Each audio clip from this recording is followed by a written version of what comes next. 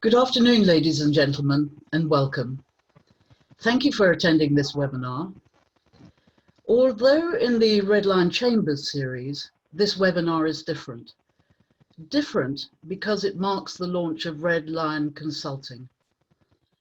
Before I hand over to Nina Tavakoli and our panel of sterling speakers, I would like to introduce you to Red Line Consulting. A couple of years ago, I was asked if I'd like to lead an international project. I was too busy at the time, but it set me thinking about who I would have wanted to work with on the project. And I thought, why not bring together a group of experts?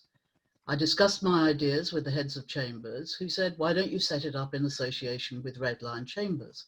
So that is what we have done. Our members range from very senior former judges, police officers, academics, diplomats, justice sector reform and public policy experts, management consultants, public affairs and media. We are not practicing lawyers and we do not offer legal advice. We'll leave that to the barristers at Red Line Chambers. We are, however, approved by the Bar Standards Board. There are other experts, both here and internationally, with whom we will work from time to time when their expertise is needed, such as Professor Andrew MacLeod of King's College London, now based in Australia, who has done work with me in South Africa and the Seychelles, and Ben Yallop from the Judicial Office, who knows everything there is to know about how courts should operate, and with whom I have worked with in the Caribbean and Africa. Our work falls broadly into four main areas and is offered both nationally and internationally. It includes justice sector reform, including policy formation and implementation, conducting investigations and inquiries, regulatory reform, judicial and legal training. Other areas include mediation, facilitation, management, cultural change, and diversity. Now, what is our relevance to you? We are in a time of great upheaval and change. Law firms, business, governments, and others are having to look further ahead than usual about how their organization needs to change and evolve in order to stay relevant and solvent. This involves difficult decisions on what to keep in-house and what to let go. Change will involve cultural change and diversity issues. It will need conflict management. These are areas where we can help inform some of those difficult choices. With the deadline for the end of the Brexit transition period looming, many firms and businesses are looking for new markets. Some of you already have interests internationally and want to expand them. Africa and the Caribbean are jurisdictions I'm particularly interested in, and members of Red Line Consulting also have experience in Europe, including Eastern Europe and Asia. Some of your firms already have or are setting up offices in these regions, or have relationships with established local firms. Some of you already work for governments, or would like to. Being able to offer a package of support and services to governments who lack the necessary expertise, rather than just acting as their legal representatives, is something bound to attract their interest. Again, this is where we could support you. Now, why us and what makes us different?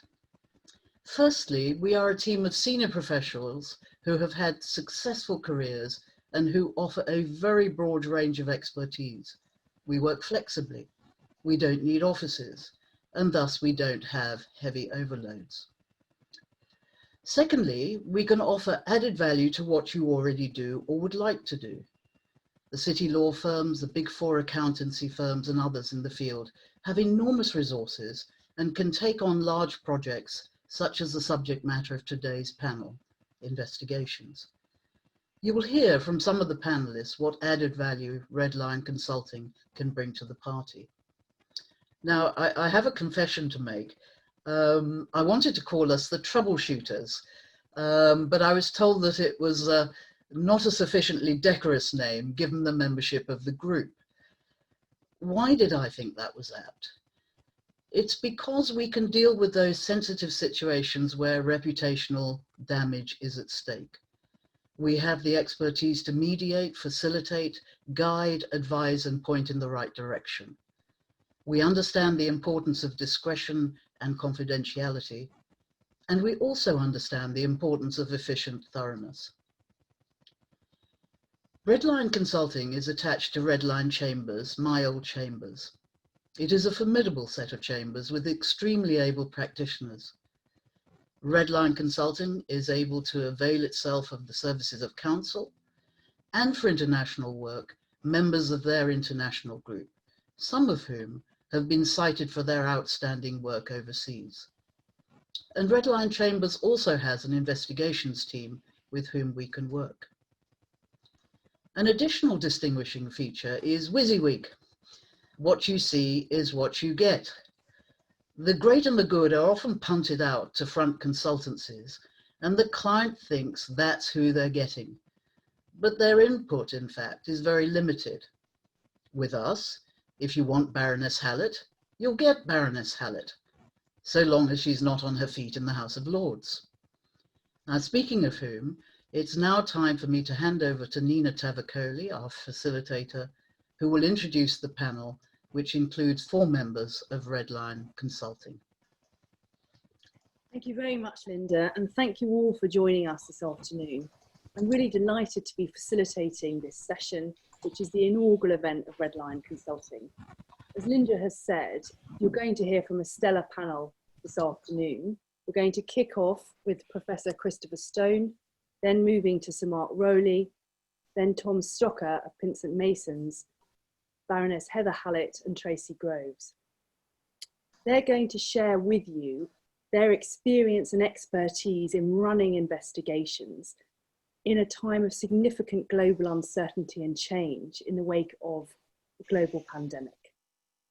But before we get started, there are just a couple of housekeeping issues that I'd like to cover. Firstly, we are going to have 15 minutes at the end for questions. Please can I encourage you to type your questions into the Q&A box at the bottom of the screen, and I'll get to as many as I can. Also, this event is going to be recorded and will be available for download after the event.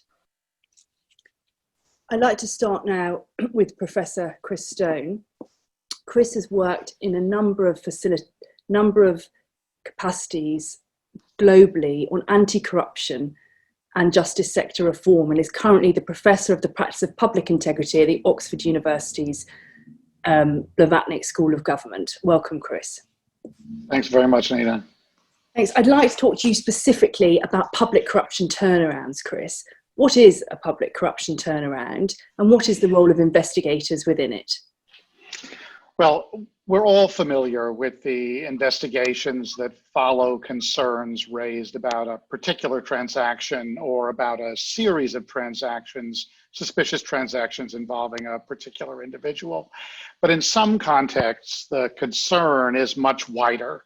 An entire culture of corruption may exist in a company or a public organization, department, or an entire ministry, in which it appears that there are countless suspicious transactions involving large numbers of staff. Sometimes more than half of an organization is implicated in minor or major ways in a long-standing culture of corruption. A new minister, a new department head, a new CEO comes in and is charged with turning around that culture, replacing a culture of corruption with a culture of integrity. And to turn that situation around, more is required than the traditional investigation into a particular fact pattern, a particular transaction. It's a different kind of investigation, and sometimes there's more than one operating in parallel. One may be, one is trying to inform a series of steps that management and leadership can take to affect that turnaround. For them, it's as much about informing culture change as it is about corruption. So for example, those leading a turnaround have a number of tools to use: building integrity rituals in the organization that haven't existed before, creating new rules and messaging about conflicts of interest, strengthening procurement protocols, increasing monitoring and inviting external oversight at times, and of course, whom to discharge, whom to press officials to charge criminally or to pursue in other legal ways, and most important, whom to promote. Each of these need to be informed by a careful investigation or inquiry that identifies the people of integrity, the people who command respect in the organization, and the most powerful potential signaling actions. Thank you very much, Chris. I wonder if you could give us a specific example, a country-specific example that you've worked in, just to bring it alive. Well, sure, let me try. So I'm co-chairing right now a review of the Anti-Corruption Investigation and Prosecution Unit that was set up 18 months ago in South Africa by President Ramaphosa. It's part of a massive public corruption turnaround effort on which the president has staked his entire presidency. Now, this turnaround in South Africa, as you may know from the press accounts, involves multiple inquiries, one into grand corruption generally, and several into more specific departments and incidents. In the review that I'm conducting, I'm teamed up with a former National Director of Public Prosecutions, and the two of us are conducting the interviews and producing the reports that will inform the evolution of the anti-corruption investigations and prosecutions and that unit. Now, on the international side, this combination of an international expert and a very prominent domestic expert and leader is a particularly powerful combination. On the international side, it's crucial, I think, that an international expert has extensive prior experience in the particular country. And in my case, I've been privileged to do extensive work on justice sector reform in India, Nigeria, Brazil, and probably a dozen other countries in addition to the US, the UK, and South Africa. But I wouldn't be appropriate in some places where you don't have that expertise. Without that deep knowledge, it's very difficult to command the trust and confidence that these kinds of inquiries require. Thank you very much. I just want to pick up on one point that you raised earlier about one of the issues is who to promote. What do you mean by that? Well, in these corruption turnarounds, probably the single most important culture change tool a leader has is whom they promote from within an organization. You can bring people in from the outside, you can fire people, those actions can help, but everybody aligns around the people they know in the organization who are being promoted, and that's how you shift that vast majority of people you're trying to whose behavior you're trying to change. And you can't just do that through an individual interview and an individual decision. You have to have the lay of the land. You have to understand who's available, whose promotion is going to have the most powerful signaling effect you want to have inside that organization. Thank you very much, Chris. I'm sure the audience will have a lot of questions for you at the end. Can I now introduce Sir Mark Rowley? Sir Mark was the former Deputy Commissioner of the Metropolitan Police, and he led the UK's counter-terrorism policing for a number of years. Mark, welcome. Hi, Nina. This last year has seen a number of potentially life-changing events, including COVID-19. Including COVID-19 forcing the Black Lives Matter protests. In what ways do you think this has affected how national law enforcement organisations investigate? I think so. Obviously, very profound changes. It struck me a good place to start might be with a quote.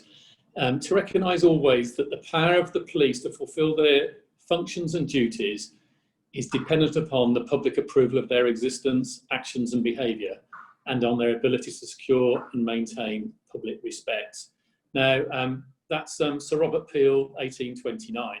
And it's as apposite today, probably even more perhaps than it was then, in terms of what policing means in a democracy.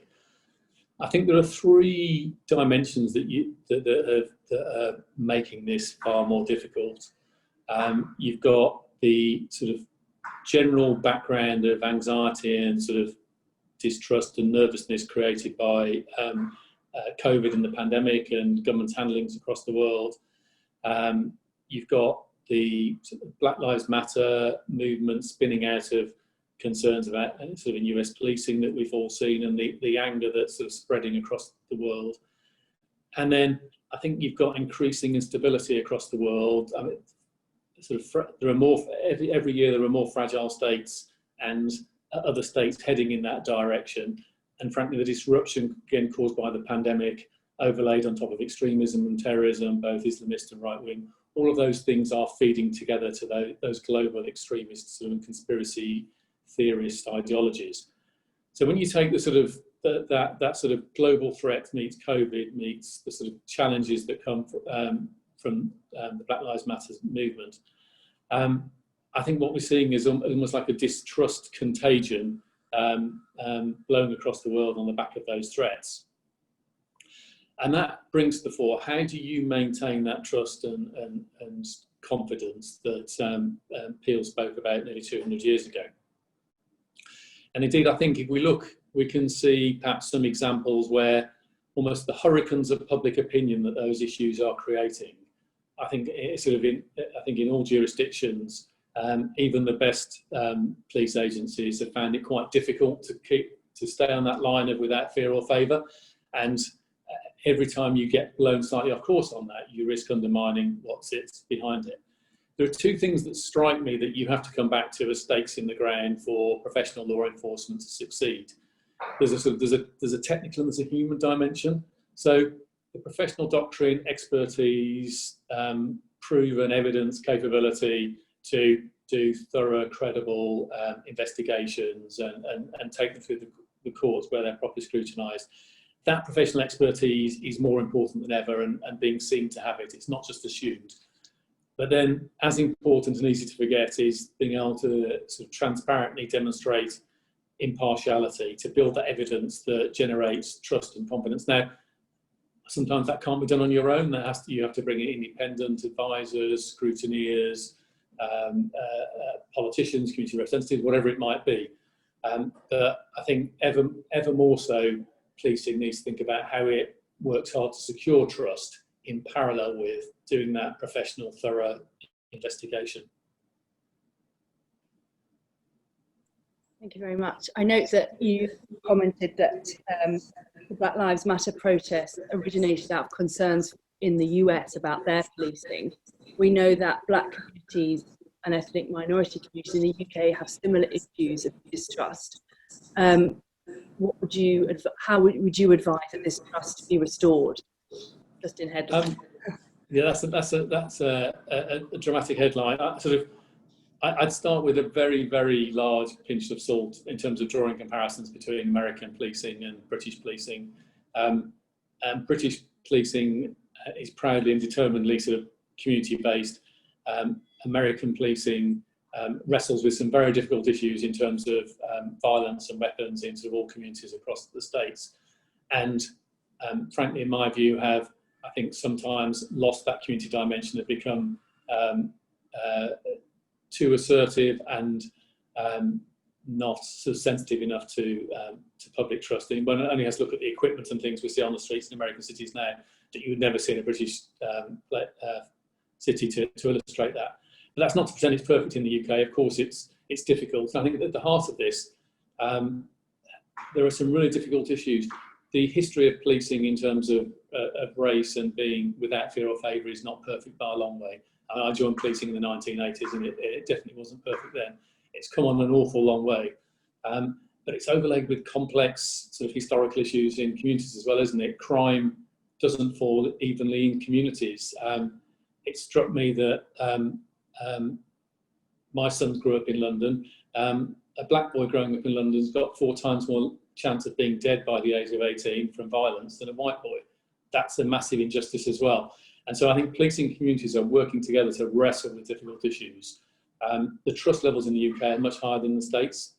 They're not as high as they are in white communities, which reflect tensions around wrestling with these matters. But it's only with community policing and dialogue and wrestling with these things together you stand any chance at all of successfully solving the problem and sustaining that trust. Thank you very much. And just one last question for you, because I know that you advise on the technological aspects of investigation. What challenges are these undergoing at the present time? So I think sort of modern technology has transformed investigations.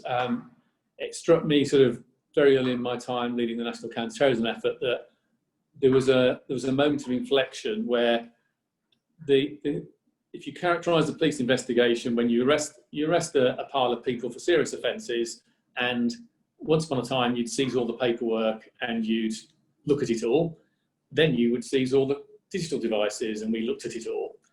In the last sort of 5 to 10 years, the point that you could look at all the material you seized disappeared over the horizon, and we went from examining to analysing. I think that was a sort of illustrative moment for me of the digital challenges. You overlay the volumes with access problems, encryption and things we all understand, the challenges there, attribution in terms of communications, cross-border jurisdictional issues, the cloud and data brings to many investigations, trying to keep a compelling pace of investigation when you can be drowned by this. It's a massively wicked discipline, and what you need is like increasingly in many environments, you need that multidisciplinary team. You need senior investigators who really understand how to get the best out of the digital strands of their inquiry, supported by the technical experts who can help them deliver that. But without the focus of the professional investigator, combined with the cleverness of the technology geeks who can work wonders, you can't achieve it. We have to stop there, although I could go on for a while. Thank you. I now need to turn to Tom Stocker. Tom is a partner at Pinsent Masons, city law firm, and he leads their white collar crime department. Tom is going to share with us a very different perspective today, that of the client. Tom, can I ask you, why would you hire Redline Consulting? Oh, thank you, Nina. It's an interesting question. Certainly in the field of investigations, the short answer is when extra independence is needed. And really my theme for all the points I make is about independence. So an important role of any solicitor advising a company on an investigation, particularly when an investigation concerns issues of corporate criminal liability, is to advise on the governance of the investigation and ultimately what is proportionate and appropriate by way of an investigation methodology. And a key question that I need to be able to answer is, will the company's board, the company's shareholders, their auditors and their regulators be satisfied with the robustness and independence of the investigation conducted in the circumstances? And it all turns ultimately on the circumstances. So I would envisage that Redline Consulting would be brought in where the circumstances are particularly serious and there is a clamour, public clamour for the findings to be disclosed. So 3 examples. Firstly, investigations for businesses where public disclosure of the investigation findings is likely or a desired outcome. Now, those sorts of investigations are rare, but they do arise. For example, where it's alleged that there have been serious and long-standing criminal behaviours which perhaps have previously been raised within the company but not been properly addressed by the board of directors. And I think that's particularly relevant when the allegation concerns a listed company because of the increased public interest. Secondly, sensitive investigations and reviews for public bodies. And I know this is a topic that Heather will touch upon later on. But those sorts of investigations raise convention rights and JR issues that mean having an independent investigation chair with a judicial background is particularly useful in my experience. And then thirdly, serious fraud or corruption investigations instigated by development banks and governing bodies, where there is an expectation for the company's external lawyers and the independent investigator or the compliance monitor to be different parties. And I think that ties in very well with Chris's talk and offering. Now, on most occasions, I would anticipate that we, Pinsent Masons and other law firms, would be looking to continue in an investigatory or advisory role with a member of Redline Consulting acting as an investigation chair to oversee and direct the investigation. There may also be occasions where conflicts or the subject matter mean we would turn down an instruction and recommend Redline Consulting. So those are just my initial thoughts. There will undoubtedly be lots of other occasions where the investigation and also the public policy consultancy and training offerings of Redline Consulting are of extreme use to solicitors. Thank you. And have you hired an outfit or people like the experts that Redline Consulting has before? Yes, I have. Traditionally, we've gone to the bar and we've used sort of QCs from 18 Redline previously. I suppose the occasion that comes to mind that's in the public domain is the investigation for Rangers Football Club. So it's a matter of public record that Pinsent Masons conducted a fraud investigation for the listed business which owned Rangers. And at the time, there were very serious allegations of impropriety being reported in the press on an almost daily basis. And the audit committee, so the independent directors on the audit committee of the PLC board, ultimately decided that they needed to look under the bonnet, and an independent investigation was established and it was announced to the market. And a key issue in setting up that investigation was how to reassure the different stakeholders, including the fans and other interested parties, that the investigation was thorough, independent and reliable. So one of the things we did from a good investigative governance perspective was to appoint the late Roy Martin QC to chair the investigation, and in that role he oversaw and directed the entire investigation. Now, one of the challenges was actually to identify the right person for that role and to define the terms of reference for the chair, Pinsent Masons and the forensic accountants who also supported. And that is one of the reasons why I think Redline Consulting's offering is so compelling. It's now quite easy to know where to look. You've done the hard work in pulling together very senior and highly credible figures for these sorts of investigative and review oversight roles. So thank you very much, Linda, for doing that. Thank you. And just one final question, if I may, briefly. Has COVID posed any particular challenges to the type of investigations that you do? Well, lots and lots of practical delivery issues, most of which have been surmountable by good teamwork and a helpful IT team, I would say. In terms of actual key challenges, first one would be prioritization. Many businesses are in crisis mode, and progressing investigations can slip down the priority list. Now, I get that, I understand the position, but the longer a problem is left to fester, the smellier it gets, particularly these days when whistleblowers are encouraged to report matters directly to the authorities. So I think prioritization is a problem. The second point would be data recovery. The SFO has issued corporate cooperation guidance before the COVID outbreak. It sets a very high standard for how you collect electronic and physical data. And complying with it pre-COVID was challenging. With remote working and people using personal devices, it is now extremely challenging. However, that is formal guidance issued by the Serious Fraud Office. It needs to be factored into your investigation plans, and departing from it needs to be a well-informed decision. And then just finally, just mention auditors and regulators. They are under considerable pressure to up their ante, and in particular to identify and address COVID-related fraud and corruption. And when it comes to how thorough an investigation to conduct, I think it is important to factor in increased scrutiny by auditors and regulators later this year and into next year. So when it comes to investigation governance, my mantra is hope for the best, be proportionate and drive efficiencies, but also do plan for the worst case scenario and work back from there. Thank you very much indeed, Tom.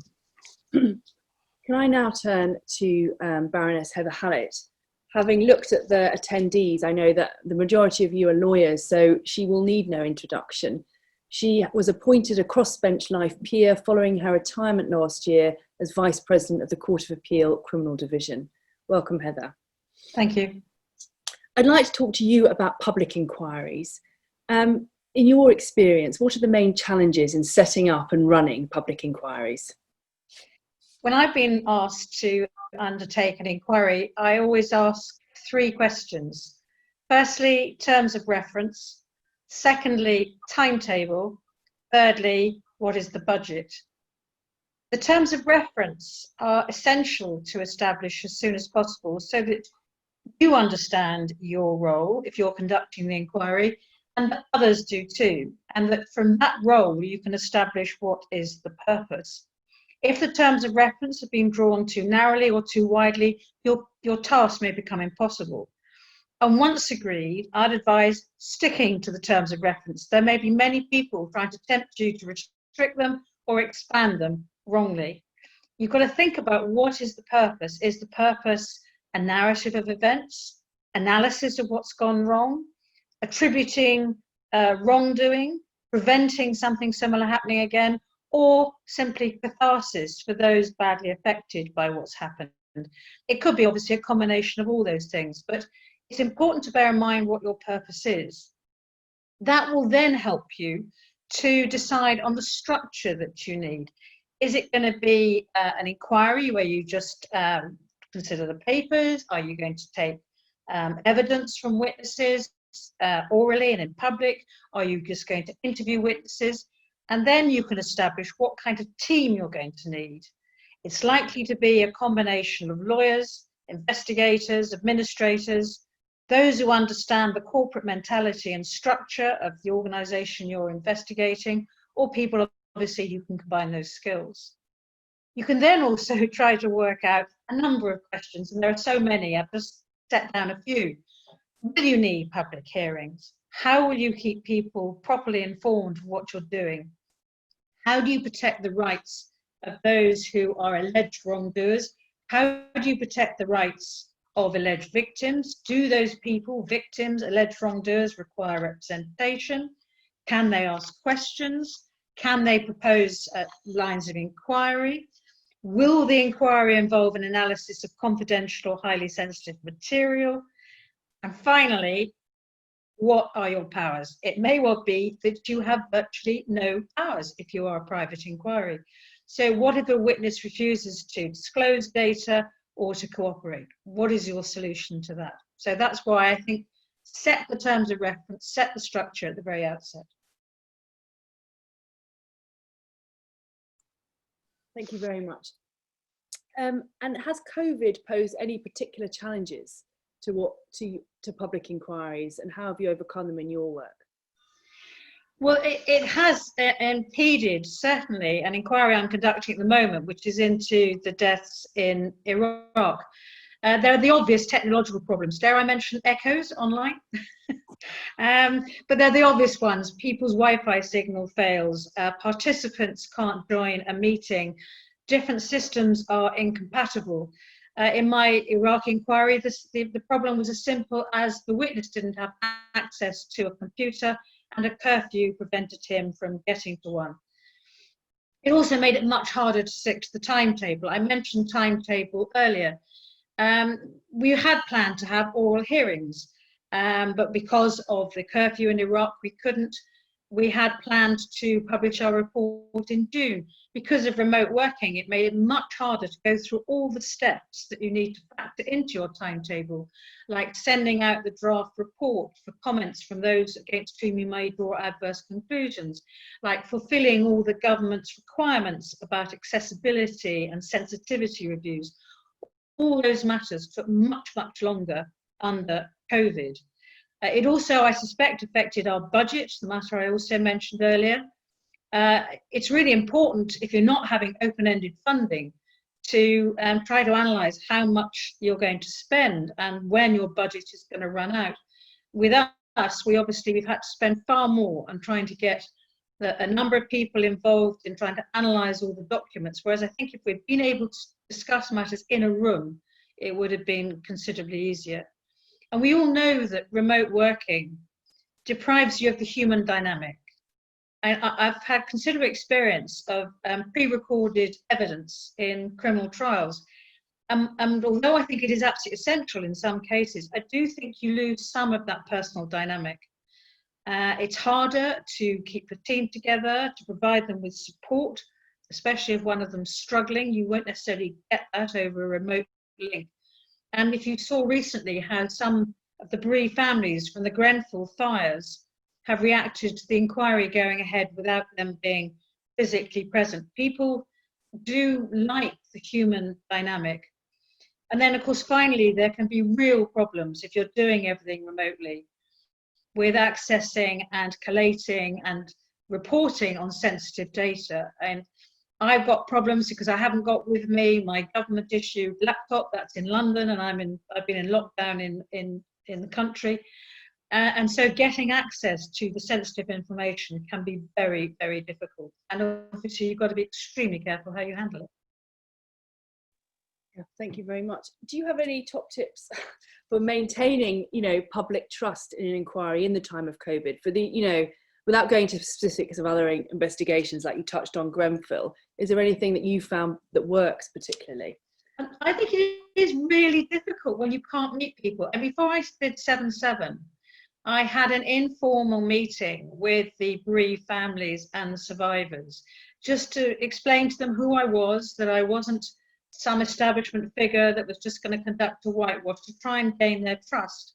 I also met people from security services and the like, because obviously they too were concerned that I was going to come along and make findings against them that were not justified or unfair on their difficult working conditions. So it's much, much easier when you can meet people. I don't know how you feel about talking to somebody through a laptop or an iPad, but you can't have the to and fro, the sometimes a bit of appropriate banter.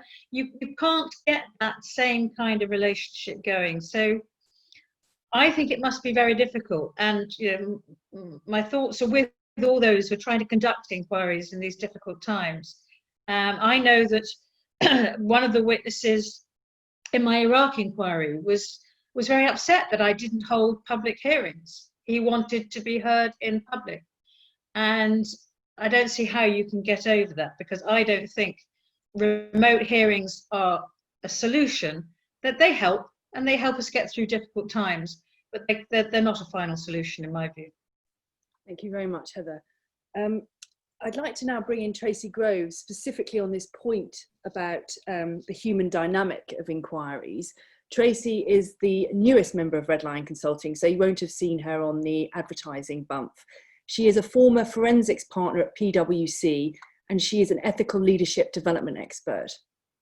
Tracey, welcome to the webinar. Can I ask you, everybody actually in fact has talked about the human impact, the challenges to the human dynamics that COVID is bringing. I know that you advise companies, general counsel and the like about this.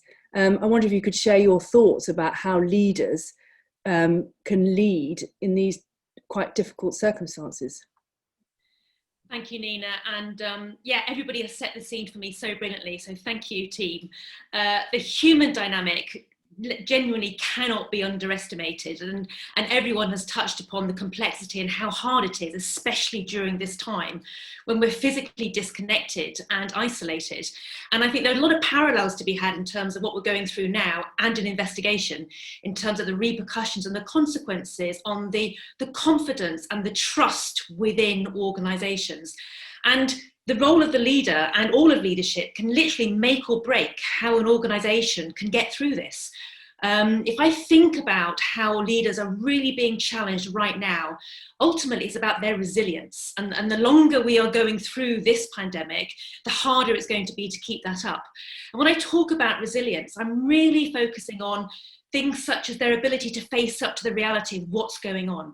Let's accept the facts in terms of what's happening in our environment, but let's not walk away from it. Let's walk towards it very openly and very honestly.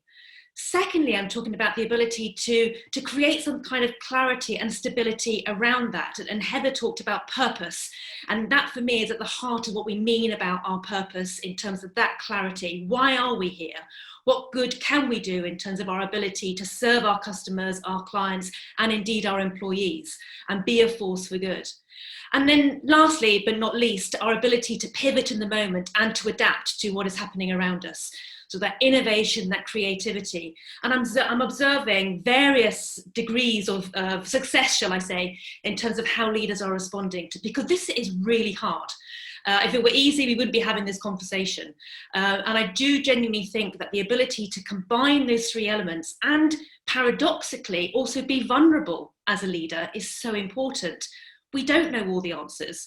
You know, the vast majority of us have never been through something like this in our lifetimes.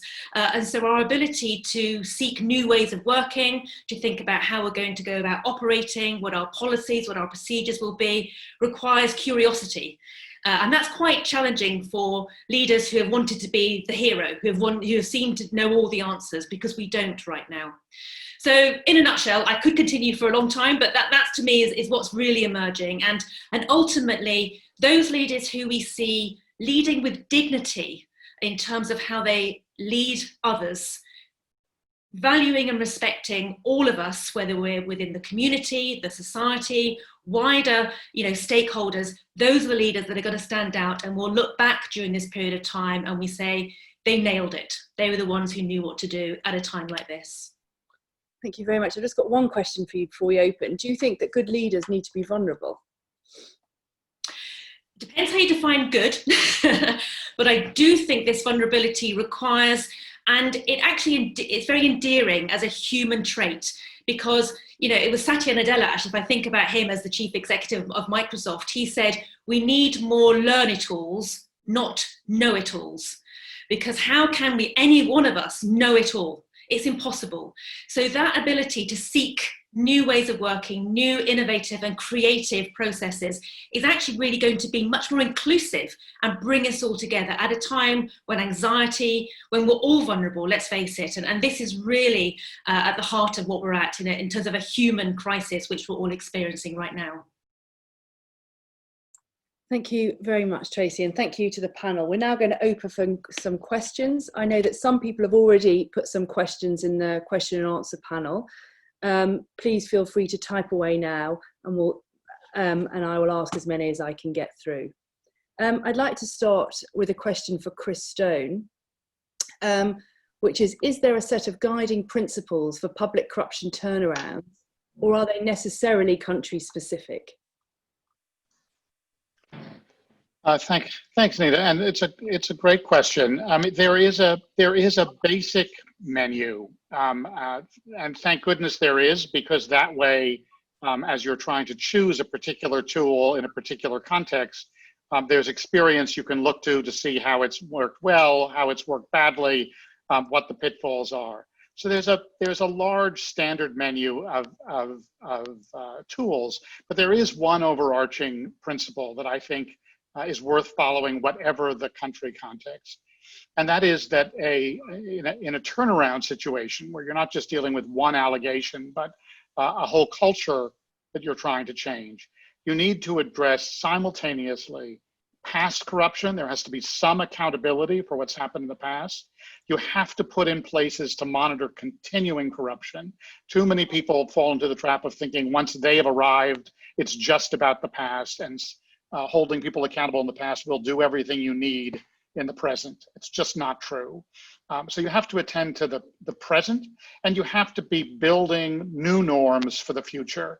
So I think that general principle, make sure you address past corruption, present corruption, and the future with a tool. But the particular tools you use for each of those needs to be chosen in the particular country context. Thank you very much. There's a question for Tom. I don't know if you can answer it. If you can't say so, I think there might be issues of privilege, but is there a role for investigators in deferred public prosecution agreements? Yes, it's an interesting question. Thank you for submitting that. I mean, DPAs are clearly very topical, and I do think the offering of Redline Consulting does lend itself to assisting companies who desire to be considered for a deferred prosecution agreement. And your offering, I think, sits very well with the SFO's corporate cooperation guidance, and also the factors that are set out in the DPA Code of Practice.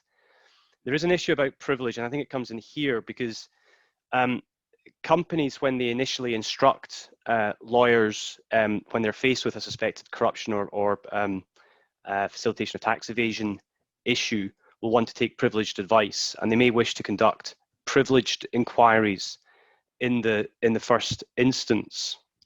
I can see a situation where the Redline Consulting more independent investigation offering will be compelling, and I think it probably comes in at a later date.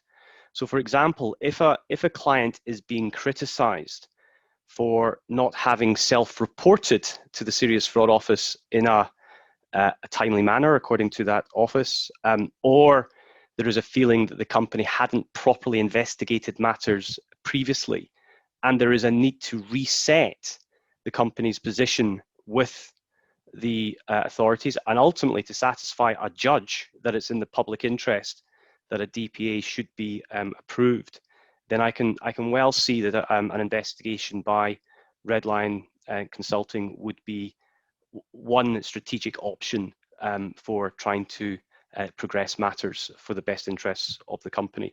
But the privilege point does, I think, need to be worked through. Very much. I wonder, there's a question here, I suspect for Sir Mark, is in the context of global investigations, to what extent are encrypted and ephemeral messaging a serious problem? How is this overcome? It's an enormous problem, and it's not always overcome, to be brutally frank. The challenge that we see now in these global investigations is, whilst one collects more and more data, one has less and less insight. And that is a sort of bizarre sort of combination of factors. So often the content is just not accessible. The encryption isn't crackable. So you're left with, for example, large amounts of data, and all one can try and interpret is the metadata, if that phrase is familiar to people. You know, this is the data associated with the message about where it went from and to, and time, and that sort of thing. And so you've got snippets of information which you're trying to guess what the picture is. I sort of can think of many of the counter-terrorism operations I was overseeing where we were certain something awful was being planned, but we weren't really very confident about the timing and the nature of the plot and the exact details. And that degree of uncertainty was massively difficult as you're facing that challenge of, do you let an operation continue longer to give yourself more chance of collecting the evidence that will secure a prosecution and put dangerous people in prison for a long time, versus if we let it go too long, we might miss the fact that means they're going to go and do something tomorrow. And that's a sort of an incredibly difficult balance, which frankly, if you went back 15 years, that didn't exist. And we had to make quite a lot of arrests where we were uncertain about whether we would have enough evidence at the end of charge. And the custody period for terrorist investigations is 14 days. And I had a worrying number that sort of went very close to that as we were wading through piles of digital material, trying to piece together snippets post-arrest to prove a case. So it is a big issue. In terms of the sort of context of sort of investigations we might do from Redline Chambers, I think it's the understanding of the art of the possible with digital, where the most fruitful lines of inquiry are, having the best analytical tools and being able to work through that, where you've got, as I said earlier, experienced investigators being able to work with technology specialists to produce the best value out of what is an increasingly specialist environment. Thank you. I'd like to also bring Chris Stone on this question. I know he has questions. Just very quickly, I think it's a great, the importance of social media posts and text messages in these investigations is already huge and only growing. At least I've found that the situation is very different country by country.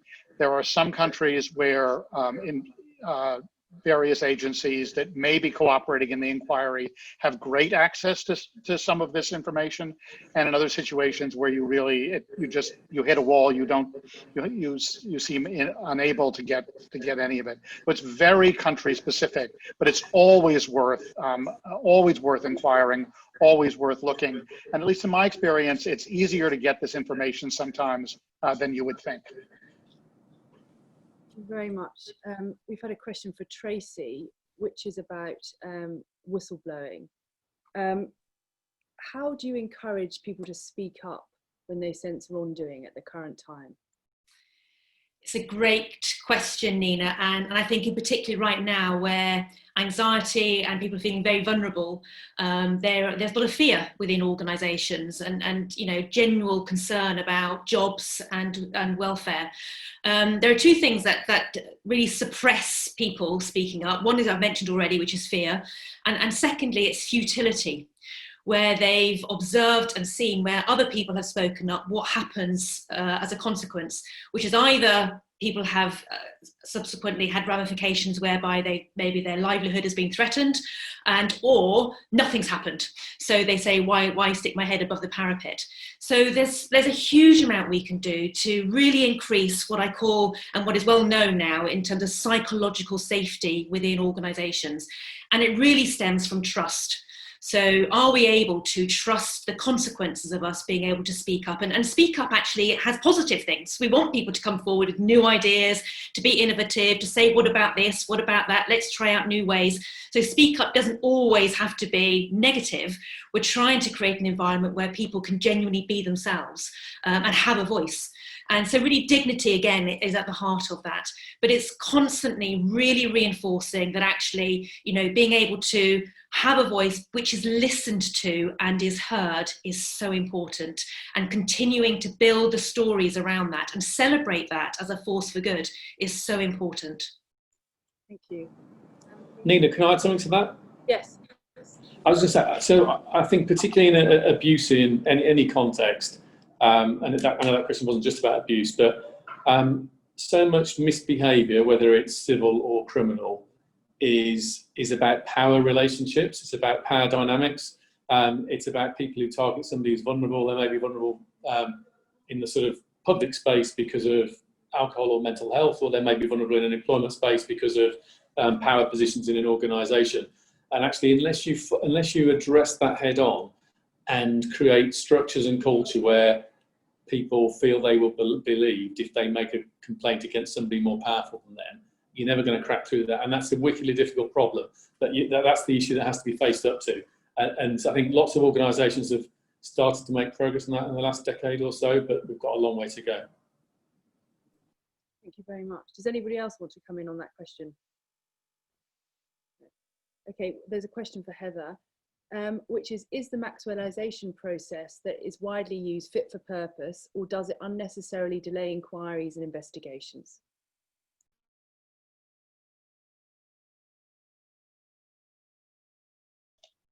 Sorry. I've no doubt that if you're conducting what I call a private inquiry, in other words, one where you're not having public hearings, where evidence is heard and evidence can be tested, it's absolutely essential to conduct that kind of process. I've done it in 2 different inquiries now. On each occasion, I had prepared a draft report in which I had reached certain adverse conclusions against certain individuals. And it seemed to me that because I hadn't had public hearings where the evidence had been tested and everyone could see how the lines of thinking were going, that the people responsible should be given the opportunity to comment. I sent out the report. It doesn't have to take that long. And I know people say that it doesn't, but if you're conducting the inquiry, I don't see what's wrong with saying, I want your comments back in 2 weeks, 4 weeks, whatever. I don't see the need for it to delay the publication for too long. And I think it's only right that then you can take into account what the people have said and see whether or not you wish to change your findings. You may want to make the same findings in exactly the same way. You may want to just water them down slightly in the light of the further representations. But I think it's important that before you go public, drawing adverse conclusions on quite serious matters at times against people, that they have the right, if they haven't had it in a public space, to comment.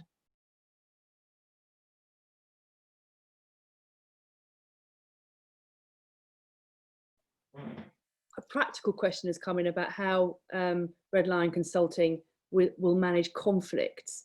I wonder if I can pose that to Chris.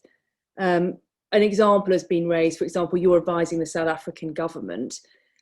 Could Red Lion Consulting be engaged, or a member of Red Lion Consulting, on an investigation for a large contractor into a South African business, for example? Right. Well, I think it's a really important question. I think the answer is relatively straightforward and familiar. It depends on whether the client is engaging the individual, a member of Red Lion Consulting, or the entity itself, or if a client engages us collectively as a group, then obviously there's a conflict. But I think most of what we're talking about here is being done by individual members of the consultancy, not unlike chambers. So I think there wouldn't be a conflict in most cases, as long as the clients are engaging individual members of the consultancy.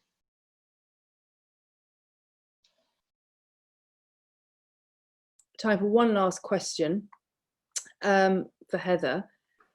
Is there a trade-off between sort of the public media demand for quick answers and the duty of doing an in-depth and thorough investigation, and what takes precedent? There's an obvious tension. I mean, we all want things today. You know, we want today delivery, next day delivery of things we order online. I mean, the 7/7 inquests were a classic example of where far too much time was allowed to elapse before a proper investigation was conducted. Obviously, the police conducted a mammoth investigation, but when it came to the inquest, we were talking not just about the criminal investigation, but also about preventability, about the processes in place for London Transport, for the emergency services and the like. There are many, many issues that had to be considered.